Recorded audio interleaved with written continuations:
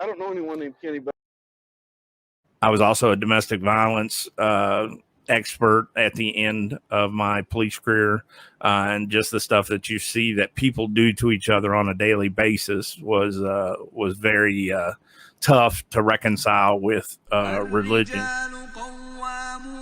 On June 1, 2014, at approximately 2:11 a.m., Officer S. Bailey, hereinafter referred to as reporting officer, was dispatched to, name redacted for privacy, in Brazoria County, Texas, in reference to a 911 hang-up.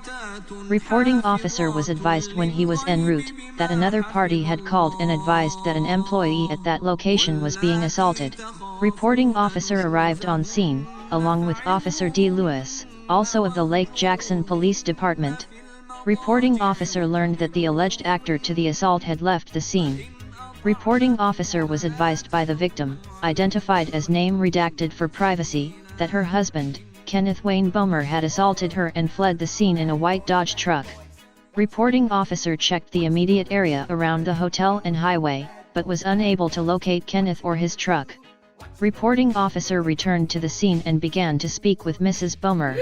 Reporting officer observed that Mrs. Bomer had a scrape on the outside of her left wrist, which was still bleeding. Reporting officer further observed that Mrs. Bomer had scratches on the inside of her right wrist, which appeared to have broken the skin, but were not actively bleeding at that time. When asked of any other injuries, Mrs. Bomer stated that during the struggle with Kenneth, that the phone that she had in her hand hit her on the mouth, causing her lip to swell and caused her pain. Reporting officer noted that on the right side of her top lip, there appeared to be swelling.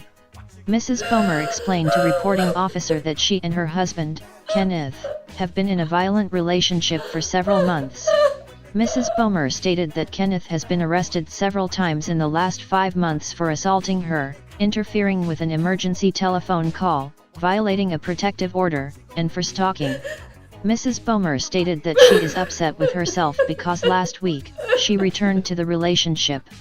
Reporting officer asked Mrs. Bomer to explain what had happened to cause her the injuries during this incident. Mrs. Bomer told reporting officer that her husband had sent her a text message earlier in the evening, which contained a photograph of his personal items packed up. Mrs. Bomer told reporting officer that she interpreted this message as he was packing his things and leaving her. Mrs. Bomer stated that due to her being at work, she was unable to return any communication to him. Mrs. Bomer stated that a few minutes prior to her call to 911, that Kenneth showed up to her work at name redacted.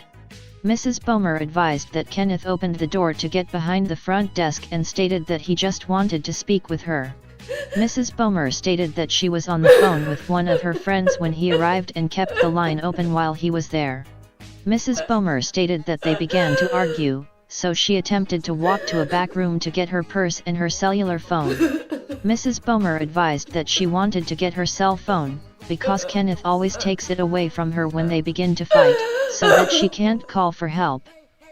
Mrs. Bomer told reporting officer that when she went to walk toward the back, that Kenneth grabbed her from behind, which caused the phone that she had in her hand to hit her in the mouth, causing her pain and swelling.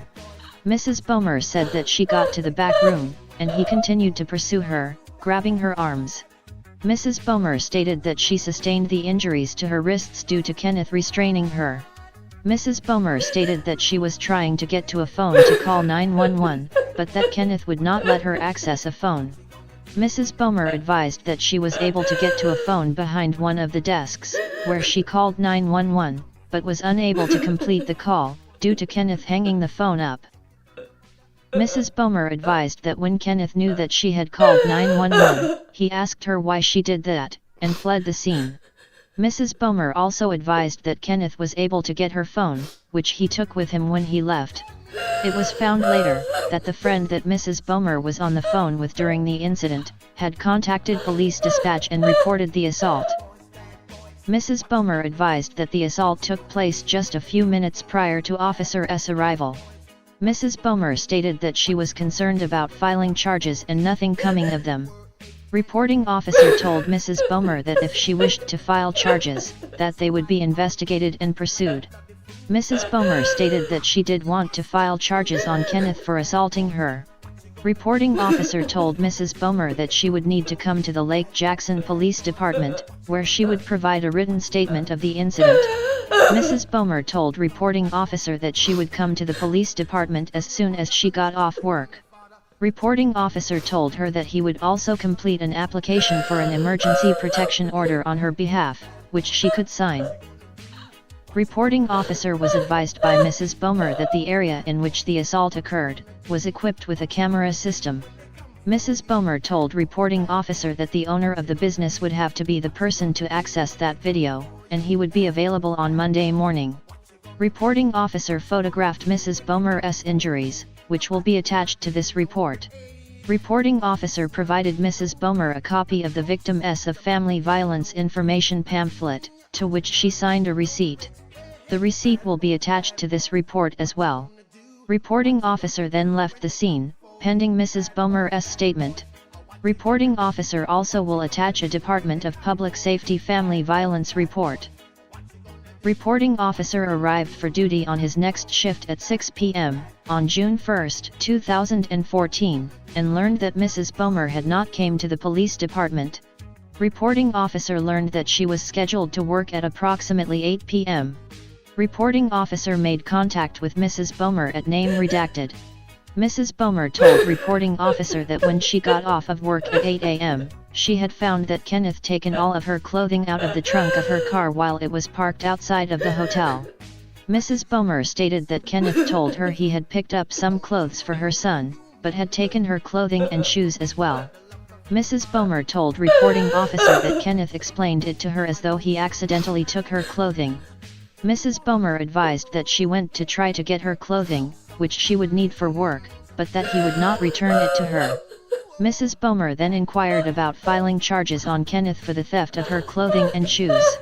Mrs. Bomer apologized for not coming to the police department and stated that she would come provide a statement as soon as she got off of work at 8 a.m. on June 2, 2014. After a review of Kenneth Bomer's criminal history, reporting officer learned that he was arrested by Clute Police Department for assault causing bodily injury family member, which occurred on February 8, 2014, Clute PD case #14-0202. Kenneth was arrested again on March 4, 2014, by Clute Police Department for assault causing bodily injury family member, interference with an emergency call, violation of a protective order, and stalking. Clute PD case #14-0216 and #14-0233. Reporting officer contacted Clute Police Department, and learned that the incident that had occurred on February 8, 2014, that Kenneth had assaulted Mrs. Bomer by striking her in the face with a closed fist, causing her injury.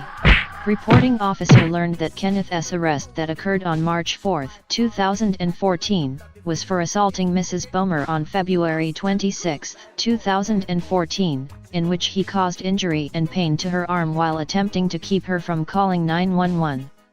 On Wednesday, June 11, 2014, at 0935 hours, Officer Justin Nesrista, hereinafter referred to as reporting officer, responded to the Brazoria County Courthouse, Angleton, Brazoria County, Texas to pick up suspect Kenneth Wayne Bomer on warrant #SAL142356 for interference with emergency call, AL142355 for unlawful restraint, and AL142357 for assault bodily injury family/house member 2+ within 12 months.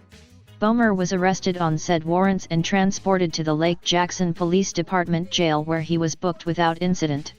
Bomer was magistrated by Judge Jack Brown and transported to the Brazoria County Jail where he was released to the on-duty jail staff without incident. Kenny spent around a year in jail, not prison.